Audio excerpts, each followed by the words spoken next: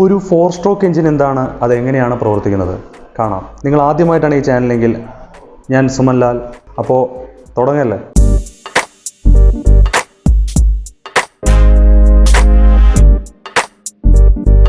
ഒരു 4 സ്ട്രോക്ക് എഞ്ചിൻ്റെ വർക്കിംഗ് അറിയുന്നതിന് മുമ്പ് എഞ്ചിൻ്റെ ചില ടെർമിനോളജീസ് നമ്മൾ അറിയേണ്ടിയിരിക്കുന്നു. ഒരു 4 സ്ട്രോക്ക് എഞ്ചിൻ്റെ ക്രോസ് സെക്ഷനാണത്. ഇതിൽ നമുക്ക് കാണാം ഏറ്റവും മുകളിൽ 2 വാൾവുകളെ കാണാം. ഒരു വാൾ യൂസ് ചെയ്യുന്നത് എയർ ഫ്യൂൽ മിക്സർ അകത്തോട്ട് വരാൻ, മറ്റൊരു വാൾ ബേൺ ചെയ്തതിന് ശേഷം വേസ്റ്റ് ഗ്യാസ് പുറത്തു പോകാൻ. അതിന് തൊട്ട് താഴെ നമ്മൾക്ക് ഒരു പെർട്ടിക്കുലർ റെക്റ്റാങ്കിൾ ഏരിയ നമുക്കിവിടെ കാണാം. ആ ഏരിയ ആണ് combustion chamber. Air fuel mixer burn ചെയ്യുന്ന ഒരു ഏരിയ ആണ് കമ്പഷൻ ചേമ്പർ. അതിന് നടുവ് മുകളിലായിട്ട് നമുക്കൊരു സ്പാർക്ക് പ്ലഗ് കാണാം. സ്പാർക്ക് പ്ലഗ് സ്പാർക്ക് ഉണ്ടാക്കാൻ വേണ്ടിയിട്ടാണ്, എയർ ഫ്യൂൽ മിക്സർ ബേൺ ചെയ്യാനുള്ള ഒരു സ്പാർക്ക് ഉണ്ടാക്കാൻ വേണ്ടിയിട്ടാണ് സ്പാർക്ക് പ്ലഗ് യൂസ് ചെയ്യുന്നത്. താഴെ കാണുന്നത് നമുക്ക് പിസ്റ്റൺ ആണ്. ഈ പിസ്റ്റണിൽ എയർ ഫ്യൂൽ മിക്സർ ബേൺ ചെയ്തിട്ടുള്ള ഫോഴ്സ് ഈ പിസ്റ്റണിൻ്റെ മുകളിലോട്ടാണ് കൊടുക്കുന്നത്. അപ്പോൾ പിസ്റ്റൺ താഴോട്ട് നീങ്ങുന്നു. പിസ്റ്റൺ ആ ലീനിയർ ആയിട്ടുള്ള ഒരു മൂവ്മെൻറ്റ് കണക്റ്റിംഗ് റോഡിലോട്ട് കൊടുക്കുന്നു. കണക്റ്റിംഗ് റോഡ് ക്രാങ്കിലോ കൊടുത്ത് ക്രാങ്ക് ഷാഫ്റ്റിലോട്ട് പോകുന്നു. അങ്ങനെ ലീനിയർ ആയിട്ടുള്ള ഒരു മൂവ്മെൻറ്റ് ക്രാങ്ക് ഷാഫ്റ്റിലോട്ട് റോട്ടറി മൂവ്മെൻ്റ് ആയിട്ട് കൺവേർട്ട് ആവുന്നു. ഇനി പിസ്റ്റൺ മുകളിൽ നിന്നും പിസ്റ്റണിന് എത്താൻ സാധിക്കുന്ന മാക്സിമം പോയിന്റ് ഉണ്ട്. അതിന് നമ്മൾ ടോപ്പ് ഡെഡ് സെൻറ്റർ അഥവാ T.D.C എന്നാണ് വിളിക്കുന്നത്. അതുപോലെ തന്നെ പിസ്റ്റണിന് താഴെ ഏറ്റവും എത്താൻ സാധിക്കുന്ന ഒരു പോയിന്റ്, ആ പോയിന്റ് നമ്മൾ B.D.C അഥവാ ബോട്ടം ഡെഡ് സെൻറ്റർ എന്നാണ് വിളിക്കുന്നത്. അപ്പോൾ ടോപ്പ് ഡെഡ് സെൻറ്ററിൽ നിന്നും ബോട്ടം ഡെഡ് സെൻറ്റർ വരയ്ക്കും പിസ്റ്റൺ മൂവ് ചെയ്യുന്നതിന് നമ്മൾ സ്ട്രോക്ക് എന്ന് വിളിക്കുന്നു. അപ്പോൾ ഒരു 4 സ്ട്രോക്ക് എഞ്ചിനെ സംബന്ധിച്ചിടത്തോളം ഇതുപോലുള്ള 4 സ്ട്രോക്കാണ് ഉണ്ടാവുക.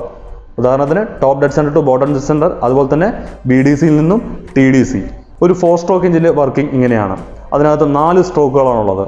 ഒന്ന് suction stroke, compression stroke, power stroke and exhaust stroke. Suction stroke സമയത്ത് പിസ്റ്റൺ T.D.Cയിൽ നിന്നും B.D.Cയിലോട്ട് വരുന്നു.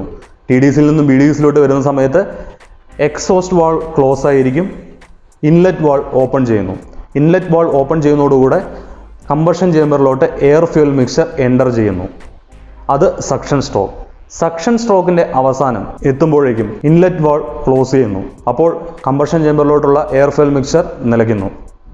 ഇനി രണ്ടാമത്തെ stroke compression stroke. Compression stroke സമയത്ത് എയർ ഫ്യൂൽ മിക്സർ കമ്പഷൻ ചേമ്പറിലുള്ള എയർ ഫ്യൂൽ മിക്സറെ കംപ്രസ് ചെയ്യുകയാണ് ചെയ്യുന്നത്. അതിന് പിസ്റ്റൺ ബോട്ടം ഡെഡ് സെൻറ്ററിൽ നിന്നും ടോപ്പ് ഡെഡ് സെൻറ്ററിലോട്ട് വരുന്നു. ടോപ്പ് ഡെഡ് സെൻറ്ററിലോട്ട് എത്തുന്ന ആ സമയത്ത് സ്പാർക്ക് പ്ലഗ് സ്പാർക്ക് ജനറേറ്റ് ചെയ്യുന്നു. സ്പാർക്ക് ജനറേറ്റ് ചെയ്യുന്നതോടുകൂടെ എയർ ഫ്യൂൽ മിക്സർ ബേൺ ചെയ്യുന്നു. അപ്പോൾ ഉണ്ടാകുന്ന ആ ഒരു എക്സ്പ്ലോഷൻ, പെട്ടെന്നുണ്ടാകുന്ന എക്സ്പ്ലോഷൻ്റെ ഫോഴ്സിൽ പിസ്റ്റൺ മുകളിൽ നിന്നും താഴോട്ട് വരുന്നു. അതായത് ടോപ്പ് ഡെഡ് സെൻറ്ററിൽ നിന്നും ബോട്ടം ഡെഡ് സെൻറ്ററിലോട്ട് വരുന്നു. ഈ സ്ട്രോക്ക് നടക്കുന്ന സമയത്ത് 2 വാൾവുകളും ക്ലോസ് ആണ്. ഇൻലെറ്റ് വാൾവും എക്സോസ്റ്റ് വാൾവും ക്ലോസ് ആയിരിക്കുന്നു. ഈ ടോപ്പ് ഡെഡ് സെൻറ്ററിൽ നിന്നും ബോട്ടം ഡെഡ് സെൻറ്ററിലോട്ട് എയർ ഫ്യൂൽ മിക്സർ ബേൺ ആയിട്ട് വരുന്ന ആ ഒരു സ്ട്രോക്കിനെയാണ് നമ്മൾ പവർ സ്ട്രോക്ക് എന്ന് വിളിക്കുന്നത്. ഈ പവർ സ്ട്രോക്ക് സമയത്താണ്, ഇതിനെ വർക്കിംഗ് സ്ട്രോക്ക് എന്നൂടെ വിളിക്കും. ഈ പവർ സ്ട്രോക്ക് സമയത്താണ് നമ്മൾ എനർജി യൂട്ടിലൈസ് ചെയ്യുന്നത്. പവർ സ്ട്രോക്കിൻ്റെ അവസാനം പിസ്റ്റൺ ബോട്ടം ഡെഡ് സെൻറ്ററിലോട്ട് എത്തുന്നു.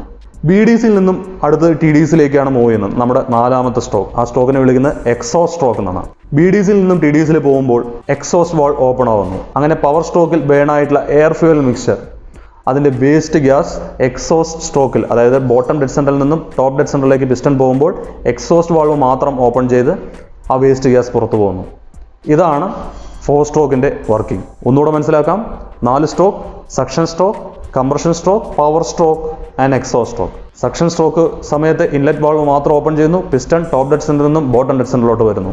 കംപ്രഷൻ സ്ട്രോക്ക് സമയത്ത് 2 വാൾവുകളും ക്ലോസ് ചെയ്തിരിക്കുന്നു. പിസ്റ്റൺ ബോട്ടം ഡെഡ് സെൻറ്ററിൽ നിന്നും ടോപ്പ് ഡെഡ് സെൻറ്ററിലോട്ട് പോകുന്നു. പവർ സ്ട്രോക്ക് സമയത്ത് 2 വാൾവും ക്ലോസ് ആയിരിക്കുന്നു. സ്പാർക്ക് പ്ലഗ് സ്പാർക്ക് ജനറേറ്റ് ചെയ്യുന്നു. ആ സ്പാർക്ക് കാരണം എയർ ഫ്യൂൽ മിക്സർ ബേൺ ചെയ്യുന്നു. പിസ്റ്റൺ ടോപ്പ് ഡെഡ് സെൻറ്ററിൽ നിന്നും ബോട്ടം ഡെഡ് സെൻറ്ററിലോട്ട്.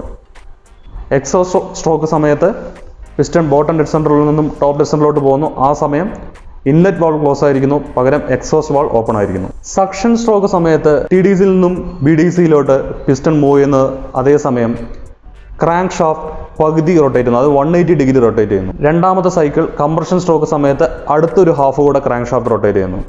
അങ്ങനെ ക്രാങ്ക് ഷാഫ്റ്റ് 2 സ്ട്രോക്ക് കഴിയുമ്പോൾ ക്രാങ്ക് ഷാഫ്റ്റ് 360 ഡിഗ്രി റൊട്ടേറ്റ് ചെയ്യുന്നു. ഇനി അടുത്ത 2 സ്ട്രോക്കിൽ വീണ്ടും 360 റൊട്ടേറ്റ് ചെയ്യുന്നു.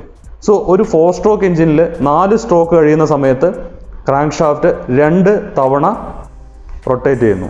4 സ്ട്രോക്കിൻ്റെ പ്രത്യേകത, സക്ഷൻ ആയിക്കോട്ടെ എക്സോസ്റ്റ് ആയിക്കോട്ടെ അതിന് ഡെഡിക്കേറ്റഡ് സ്ട്രോക്കാണുള്ളത്. അതുകൊണ്ട് തന്നെ എയർ ഫ്യൂൽ മിക്സർ കംപ്ലീറ്റ് ആയി ബേൺ ആയി എന്ന് ഉറപ്പുവരുത്താൻ സാധിക്കും. അതുകൊണ്ട് തന്നെ ഫ്യൂവൽ എക്കണോമി 4 സ്ട്രോക്ക് എഞ്ചിനിൽ കൂടുതലായിരിക്കും. ഒരു ഡെഡിക്കേറ്റ് ആയിട്ടുള്ള എക്സോസ്റ്റ് സ്ട്രോക്ക് ഉള്ളതുകൊണ്ട് തന്നെ എഞ്ചിനിൽ നിന്നുണ്ടാവുന്ന നോയ്സ് മാക്സിമം റെഡ്യൂസ് ചെയ്യാനും സാധിക്കുന്നു.